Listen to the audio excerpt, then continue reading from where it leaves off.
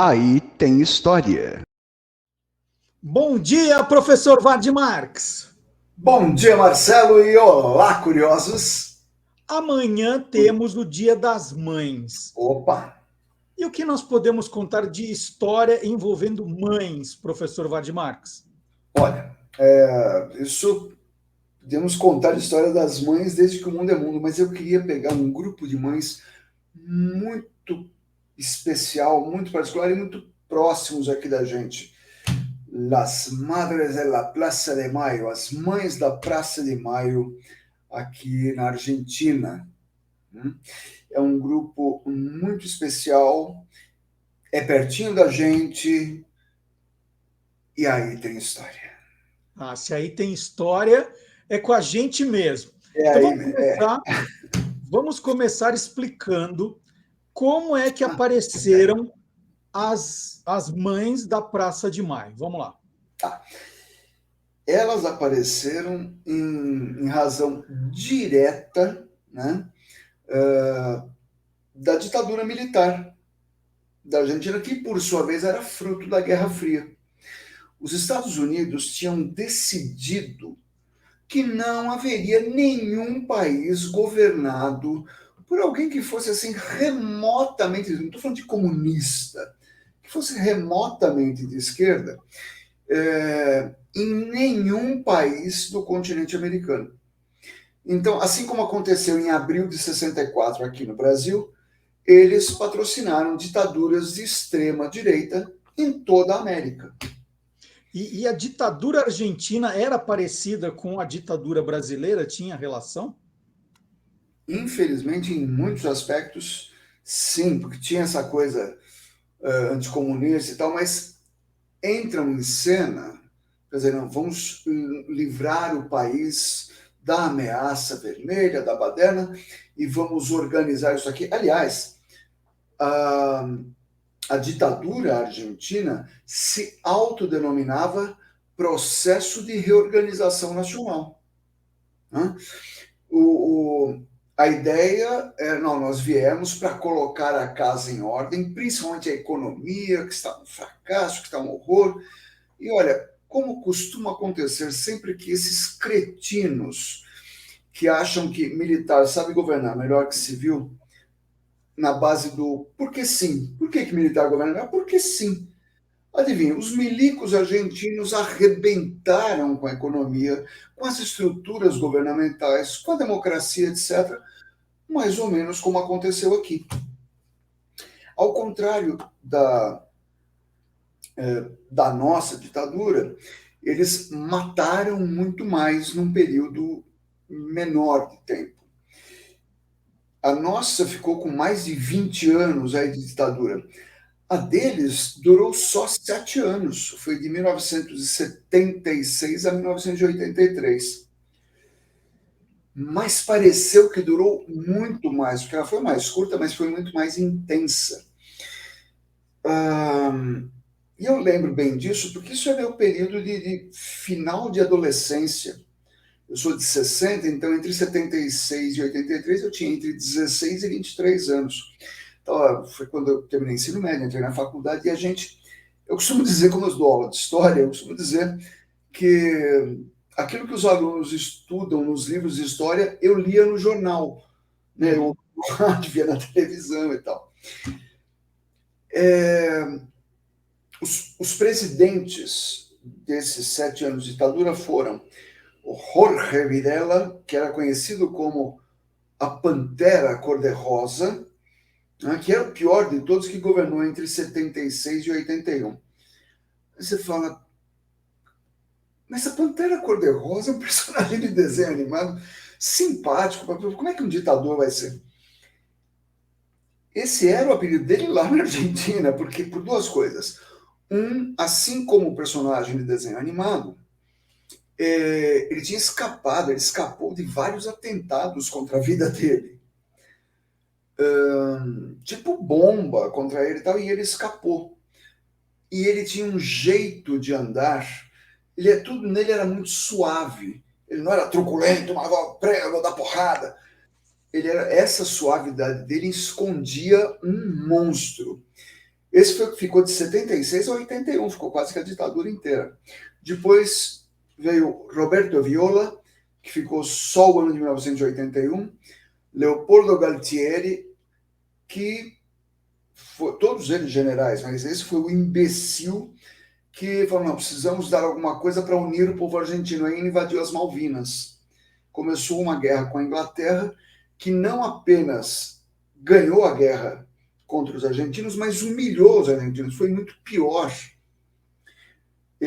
internamente para o país. Ele ficou nos anos de 81 e 82, e finalmente, de 82 a 83, o Reinaldo Bignone.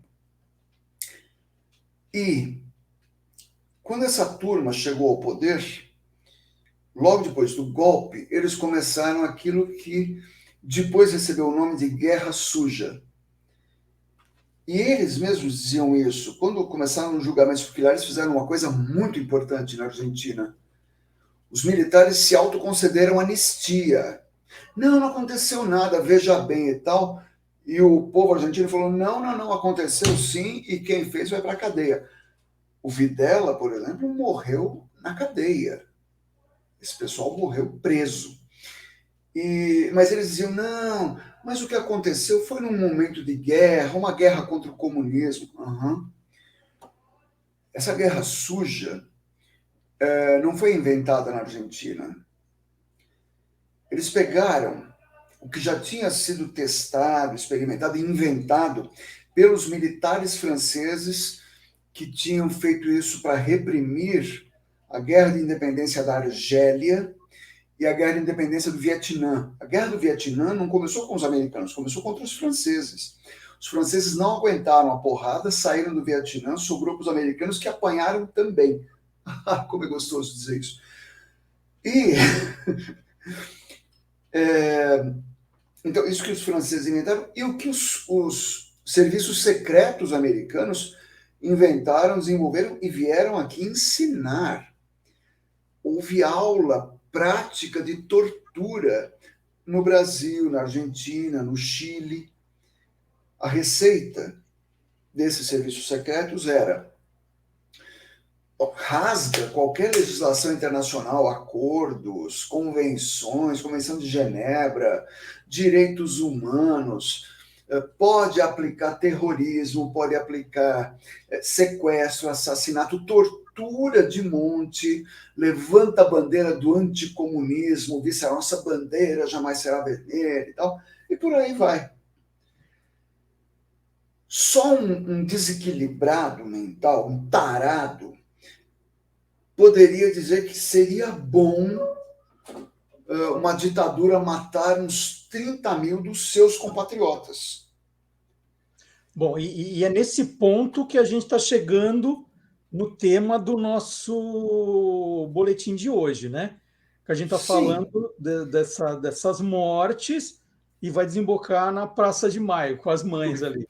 Porque quando se fala em 30 mil pessoas, é um absurdo. Mas o saldo da ditadura argentina foi esse.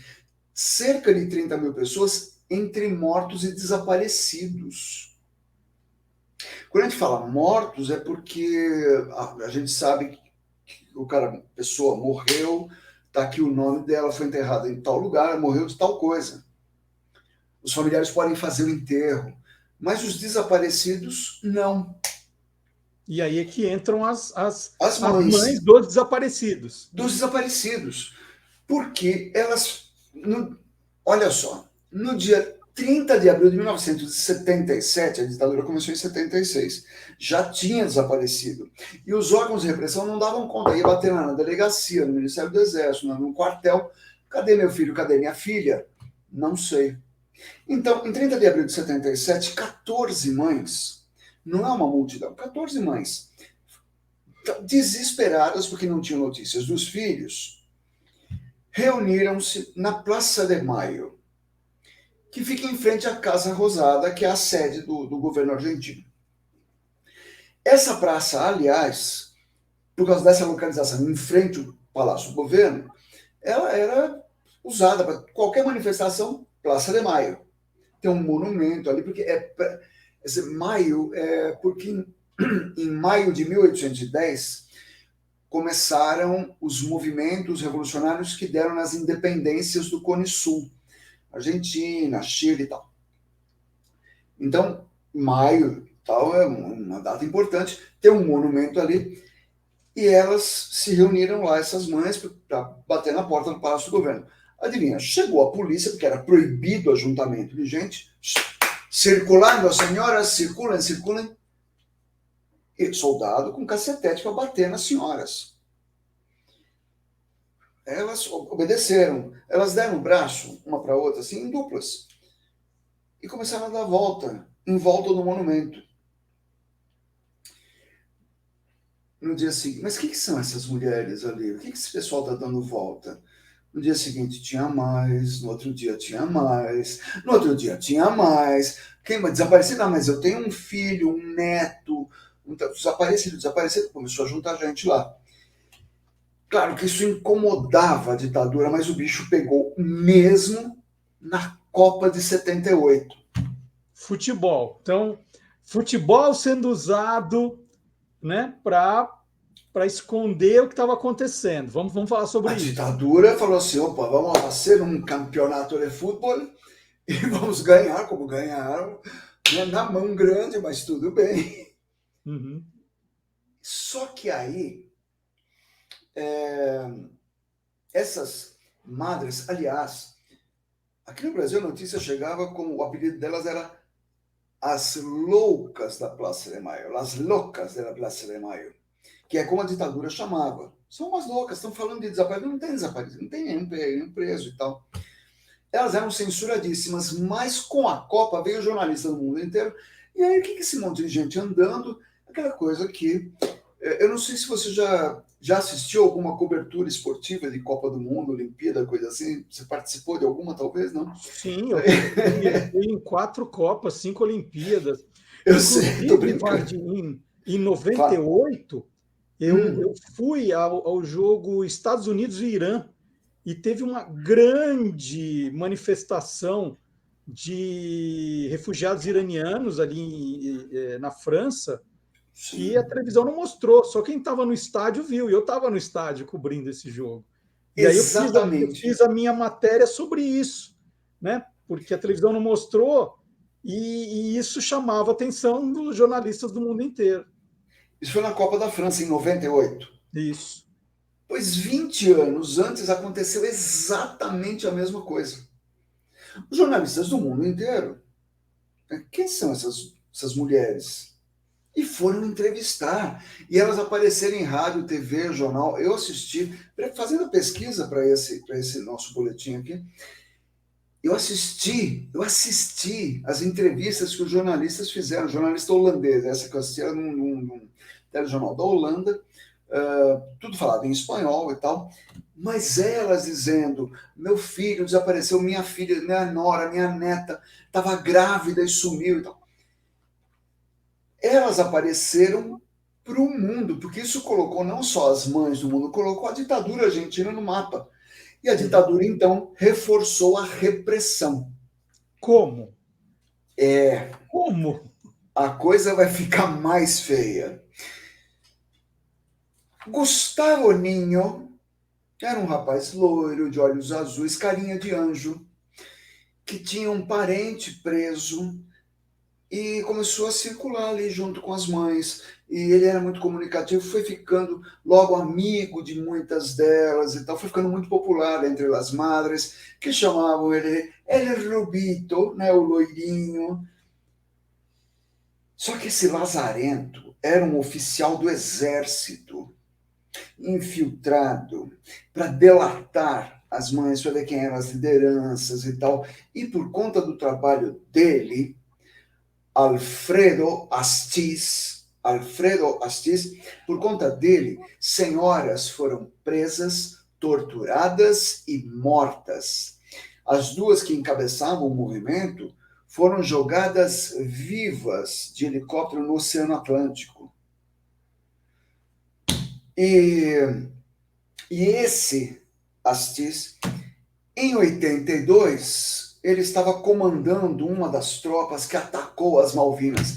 No primeiro tiro dos ingleses, Rendeu-se com as tropas? Não, por favor, não aconteceu nada aqui, que é isso. É bem típico, né? É bem típico esse tipo de figura. Coisa de machão, né? Macho. Bom, mas o sacrifício das madres, rendeu frutos. Não completos, porque muitos continuam desaparecidos até hoje. Mas outros foram identificados.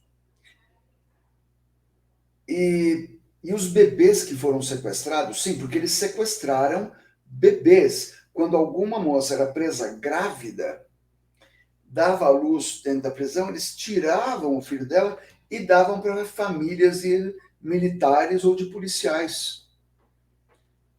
E as pessoas cresciam sem saber disso aí. Mas aí foram chegando nos nomes e acabaram encontrando muitos desses bebês que, depois de um tempo, já eram adultos e finalmente puderam conhecer as suas famílias biológicas e a sua verdadeira história. Vardy, vamos contar uma curiosidade final para a gente fechar esse nosso papo aqui. Tá arrepiante, né? Tá, para arrepio final, uma curiosidade dolorosa. Toda vez que você vê fotos e vídeos das Madres de la Plaza de Mayo, você vê que elas continuaram. Às vezes, elas já estavam a centenas, milhares, sempre dando voltas em torno do monumento, de braços dados, com cartazes com o nome dos filhos e tal, e todas elas com um lenço branco amarrado na cabeça. Uhum. Mas como que surgiu essa do lenço branco? É homenagem à paz? O que é? Acontece que é hábito das mães argentinas guardarem pelo menos uma fralda dos seus bebês como recordação. Então, esses paninhos brancos, esses lenços brancos, não eram lenços, eram fraldas dos seus filhos e filhas desaparecidos, que acabaram se tornando o símbolo da resistência daquelas mães. E eu termino dizendo um feliz dia para todas as mães que, como leoas, defendem os seus filhos. É isso. Gente, que forte, Vardy. Muito obrigado. Que história e essa curiosidade final é de chorar. É muito emocionante. Então, muito obrigado, Vardy. A gente conversa melhor a semana que vem. Vamos procurar alguma coisa menos pesada semana que vem. Tchau, pessoal. Um grande abraço. É isso. Tchau, tchau.